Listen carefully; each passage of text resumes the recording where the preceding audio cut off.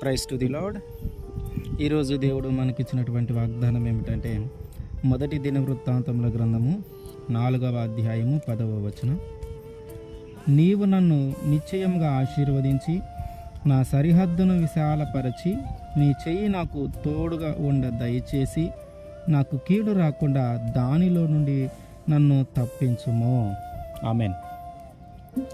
మనము చేసే ప్రార్థన గొప్పదిగా ఉండాలి.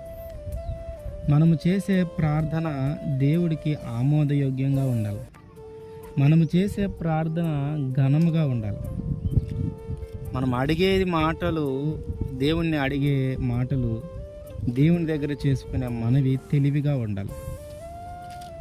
మన పేరును బట్టి కానీ, మన ప్రాంతాన్ని బట్టి కానీ, మన దేశాన్ని బట్టి కానీ, మనం నివసిస్తున్నటువంటి దేశాన్ని బట్టి కానీ, ఒకవేళ అర్హత లేదు ప్రార్థించటానికి అని మనం అనుకుంటున్నామేమో, దేవుడి అందరినీ సృష్టించింది దేవుడే కనుక ఆయన ఏం అట్లాంటి భేదాభిప్రాయాలు ఏం కలిగి ఉండడు.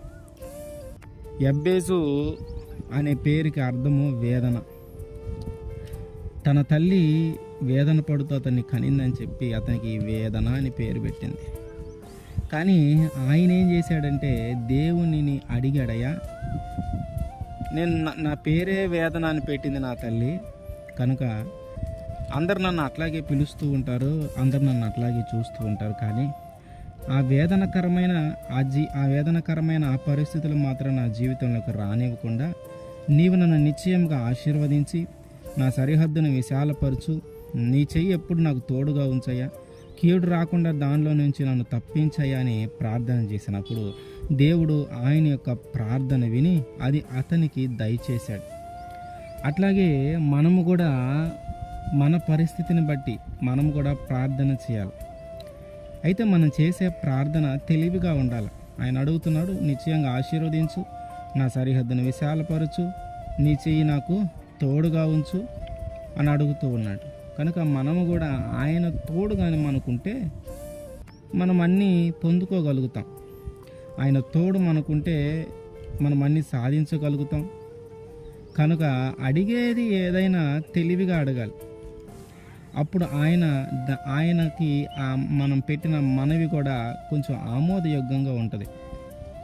ఆయన ఆ మనవిని ఆలకించి దాన్ని అంగీకరిస్తాడు, దానిని మన జీవితంలో జరిగిస్తాడు.